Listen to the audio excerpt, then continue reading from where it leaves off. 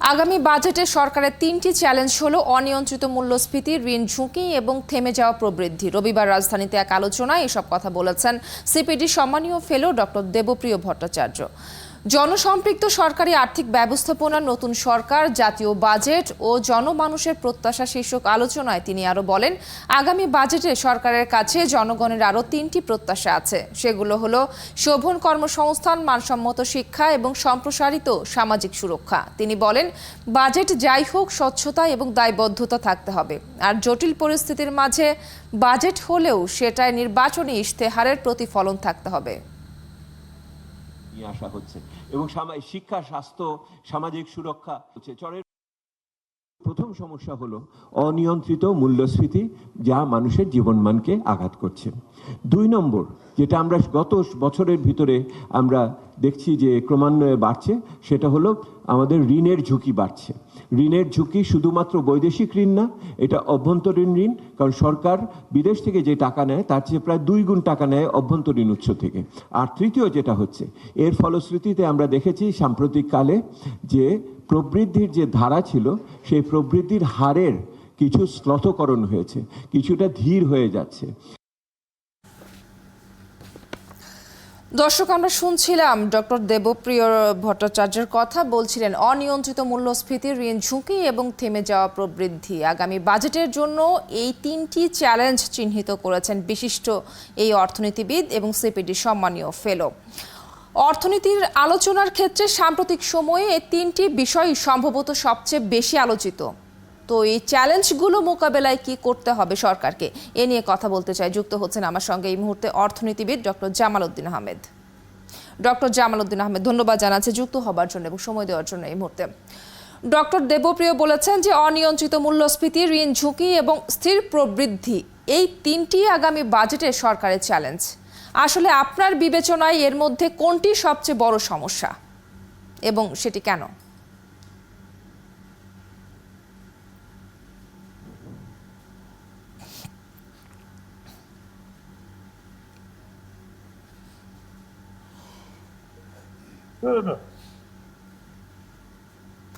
Doctor Jamal Uddin, আমাকে শুনতে পাচ্ছেন? না, শোনা যাচ্ছে না তো। শুনতে পাচ্ছেন না? আমার প্রশ্ন শুনেছেন? উত্তর দিব এইভাবে? জি জি, আপনি শুনতে পেয়েছেন? হ্যাঁ, শুনতে পেয়েছি। জি জি, আবার বলেন। জি বলবেন। আপনি যদি প্রশ্ন শুনে থাকেন তাহলে আপনার কাছ থেকে উত্তরটি আশা করছি। প্রশ্নগুলা কি কি বলেন? জি, আমার প্রশ্ন ছিল যে আজকের একটি অনুষ্ঠানে ডক্টর দেবপ্রিয় বলেছেন অনিয়ন্ত্রিত মূল্যস্ফীতি, ঋণ ঝুঁকি এবং স্থির প্রবৃদ্ধি, এই তিনটি আসলে আগামী বাজেটের সরকারের প্রধান চ্যালেঞ্জ। একটু জানতে চাইব যে আপনার বিবেচনায় এই তিনটির মধ্যে আসলে বড় সমস্যা কোনটি? ঝুঁকিটা সবচেয়ে বেশি যেখানে, সেখানেই আপনার অনিয়ন্ত্রিত যে আপনার মূল্যস্ফীতি, যেটা সেটাকে যদি নিয়ন্ত্রণ না করতে পারে তাহলে কিন্তু এটা আপনার নিয়ন্ত্রণের বাইরে গেলে সরকার এটার জন্য সমস্যায় পড়বে। এটা হলো নাম্বার 1। নাম্বার 2 হলো যে আপনার যে এই অনিয়ন্ত্রিত পরিস্থিতিটা উদ্ভাবনের জন্য যে সমস্ত কারণগুলো আছে, সেই কারণগুলোকে অ্যাড্রেস করতে হবে। সেটা অ্যাড্রেস যদি না করতে পারি আমরা, তাহলে এটা কন্টিনিউ করবে। এটা কন্টিনিউ করলে অনিয়ন্ত্রণের দিকে ঝুঁকি আরও বাড়বে এবং আপনার যে আর্থিক যে ব্যবস্থাপনা, সেই ব্যবস্থাপনায় যদি শৃঙ্খলা না আনতে পারি আমরা, তাহলে এটাও আর একটা প্রবলেম দেখা দিবে। তারপরে 3 নম্বর হলো আপনার যে রেভিনিউ কালেকশনটা, যেটা সেটা যদি মুদ্রা আপনি যদি আমরা রেভিনিউ কালেকশনটা সঠিকভাবে না করতে পারি, তাহলে আমাদেরকে বিদেশি ঋণের উপরে একটা নির্ভরশীলতা বাড়বে। সেই বাড়াটা কিন্তু কোনোভাবেই যুক্তিসঙ্গত হবে না। এই কারণে আমাদেরকে এই পরিস্থিতিগুলো মোকাবিলা করার জন্য যথাযথ কার্যকর ব্যবস্থা নিতে হবে। এটা থিওরিটিক্যাল আলাপ করে আমরা এটা সমাধান করতে পারবো না, এবং কার্যকর ব্যবস্থা নিয়ে এটাকে সম্পাদন করতে হবে, এবং সেই সম্পাদনের মধ্য দিয়ে আপনি শুনতে পাচ্ছেন? জি জি শুনতে Hello? পাচ্ছি। আমার হাতে সময় যেহেতু কম, ডক্টর জামালউদ্দিন আরো কয়েকটি বিষয় নিয়ে কথা বলেছেন ডক্টর দেবপ্রিয়, একটু সেই বিষয়গুলো নিয়েও আপনার কাছ থেকে মন্তব্য শুনতে চাইবো। সেটি হচ্ছে ডক্টর দেবপ্রিয় আরো বলেছেন যে বাজেট যাই হোক স্বচ্ছতা এবং দায়বদ্ধতা থাকতে হবে। আসলে এই দাবি কিংবা স্বপ্ন কিন্তু পুরো জাতিরই, কিন্তু আসলে এই স্বপ্ন বাস্তবায়ন হচ্ছে না কেন? এটা পাবলিক অ্যাকাউন্টেবিলিটি এস্টাবলিশ করার জন্য আপনাকে রিওয়ার্ড এন্ড পানিশমেন্টের ব্যবস্থা যতক্ষণ পর্যন্ত না নেবেন ততক্ষণ পর্যন্ত এটা চলতে থাকবে। আপনি ধরেন পার্লামেন্ট মেম্বারদের জন্য আপনার যেই দেশে আপনার ডিউটি ফ্রি গাড়ি দেওয়া হয়, সেই দেশে আপনার কিভাবে এটা আপনি নিয়ন্ত্রণ করবেন? এই পার্লামেন্ট মেম্বারদের উপরে তো কোনো নিয়ন্ত্রণ নাই।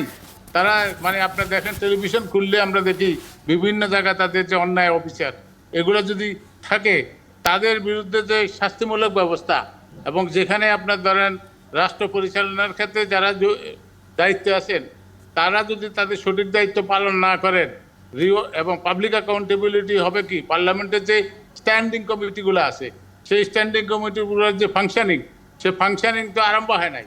যে কারণে এখন যারা যেই সুযোগ পাইতেছে সেই সুযোগের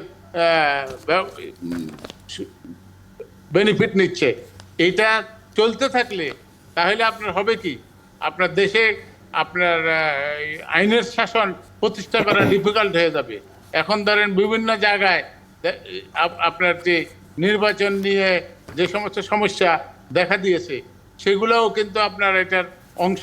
রাষ্ট্র পরিচালনার ক্ষেত্রে পলিটিক্যাল যে অ্যাকাউন্টেবিলিটি, সেই অ্যাকাউন্টেবিলিটিটা এস্টাবলিশ করার জন্য আমাদের যে ব্যবস্থা, মানে পার্লামেন্টারি সিস্টেম অফ অ্যাকাউন্টেবিলিটি, সেটা কিন্তু আমরা এখনো এস্টাবলিশ করতে পারি নাই স্বাধীনতার ধরনের 53 বছরের ভিতরেও। এবং সেখানে যারা পাবলিক অ্যাকাউন্টেবিলিটি, পাবলিক অ্যাকাউন্টস কমিটির বিভিন্ন জায়গায় আছে, পার্লামেন্টারি স্ট্যান্ডিং কমিটিতে আছে, তাদের কোনো বিচার হচ্ছে না। তো তারা আপনার যে দায়িত্ব পালন করার কথা তারা সেই দায়িত্ব পালন করছেন না। সেই হিসাবে সর্বস্তরে যদি এটা বিরাজমান থাকে তাহলে আপনার অস্থিরতাটা বাড়বে, এবং এটাকে কমানোর জন্য সরকারের এখনকার সময় হলো সর্বোত্তম সময়, যেই সময় আপনার এগুলো তারা নিয়ন্ত্রণ করতে পারে, ব্যবস্থা নিতে পারে। আদারওয়াইজ নিয়ন্ত্রণের বাইরে চলে গেলে সেটাকে কিন্তু আপনার তখন শৃঙ্খলার মধ্যে আনা ডিফিকাল্ট হবে। জি, ডক্টর জামালউদ্দিন আপনার কাছে আমার শেষ প্রশ্ন। রাজস্ব আদায় সহ সরকারের আয় পরিস্থিতি বিবেচনায় আগামী বাজেটের আকার ছোট হতে পারে এমনটা আসলে খবর বেরিয়েছে, যদিও সরকার থেকে এখনো কিন্তু কিছুই বলা হয়নি। আসলে আগামী বাজেটের আকার নিয়ে আপনার পরামর্শ কি? এটা বাজেটের আকার ছোট করার কোনো জাস্টিফিকেশন নাই। এখানে আপনার এখনকার দেশের যে অর্থনৈতিক অবস্থা, এটাকে যদি আমরা সংকোচন নীতির দিকে যাই তাহলে সংকোচন নীতি হলে আপনার দেশের মানুষের সমস্যা আরো বাড়বে। এই ধরনের পরিস্থিতিতে সংকোচন থেকে এক্সপানশনারি ইকোনমিক পলিসি থাকা উচিত, এবং সেখানে বাজেটটা আপনি যা আছে গতবারে যেটা আছে এটা থেকে কমানোর কোনো সুযোগ নাই, এবং পর্যায়ক্রমে অর্থাৎ বাড়তির যে পার্সেন্টেজটা সেটা একটা রিজনেবল অবস্থায় আপনি নেওয়া উচিত। কিন্তু এটা উন্নয়নশীল দেশ হিসাবে এটার যে উন্নতির জন্য আমাদের যে কাজ করা দরকার সেটা সেই ক্ষেত্রে আপনাকে অবশ্যই এক্সপানশনারি সিস্টেমে যেতে হবে, এটার কোনো বিকল্প নাই। এবং আপনি যে প্রকল্প নিয়েছেন প্রকল্পগুলো বাস্তবায়ন, নতুন প্রকল্পগুলোর বাস্তবায়নের কাজে অগ্রসর হতে হবে। অসংখ্য ধন্যবাদ। সময় আসলে একেবারেই শেষ। ডক্টর জামালউদ্দিন আহমেদ, অসংখ্য ধন্যবাদ জানাচ্ছি যুক্ত হবার জন্য এবং এই মুহূর্তে আমাদেরকে সময় দেওয়ার জন্য।